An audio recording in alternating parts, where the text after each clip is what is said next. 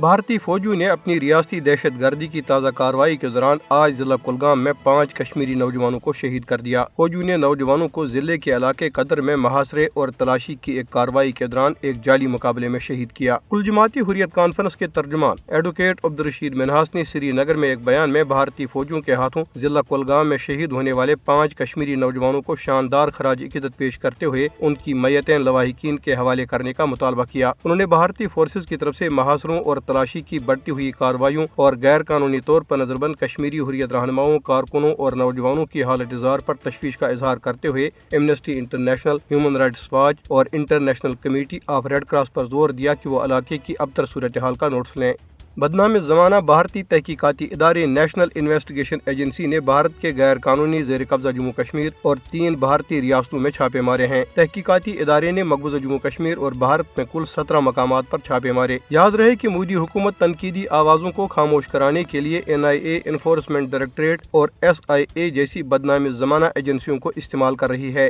کل جماعتی حریت کانفرنس کے غیر قانونی طور پر نظر بند چیئرمین مسرت عالم بٹ نے کہا ہے کہ بھارتیہ جنتا پارٹی کی ہندوتوا بھارتی حکومت نے کشمیریوں کے خلاف ایک باقاعدہ جنگ چھیڑ رکھی ہے اور وہ آزادی پسند کشمیریوں کو نشانہ بنانے کے لیے کالے قوانین کا بے دریغ استعمال کر رہی ہے۔ مسرت عالم بٹ نے نئی دہلی کی بدنام زمانہ تہاڑ جیل سے اپنے ایک پیغام میں بزرگ حریت قائد سید علی گیلانی شہید کے گھر پر بھارتی پولیس کے چھاپے، ان کی کتب کی ضبطی اور گھریلو اشیاء کی توڑ پھوڑ کی شدید مذمت کی۔ انہوں نے کہا کہ مودی حکومت نے کشمیریوں کے خلاف مظالم کے تمام ریکارڈ توڑ دیے ہیں اور وہ فوجی طاقت کے بل پر ان کے عزم کو توڑنا چاہتی ہے۔ مسرت عالم بٹ نے کہا کہ بھارتی حکومت کے مسلط کردہ لیفٹیننٹ گورنر نے کشمیریوں کو ڈرانے دھمکانے کے لیے کالے قوانین کا بے دریغ استعمال شروع کر رکھا ہے۔ انہوں نے کہا کہ کشمیریوں کے گھروں، زمینوں اور دیگر املاک کو کالے قوانین کے تحت چھین کر انہیں اپنے ہی وطن میں اجنبی بنانے کی کوشش کی جا رہی ہے۔ حریت چیئرمین نے مزید کہا کہ بھارت کو یہ بات ذہن نشین کرنی چاہیے کہ جبر استبداد کے بل پر قوموں کے جذبہ حریت کو ہرگز توڑا نہیں جا سکتا۔ انہوں نے اقوام متحدہ پر زور دیا کہ وہ مقبوضہ جموں کشمیر میں بھارتی مظالم کا نوٹس لے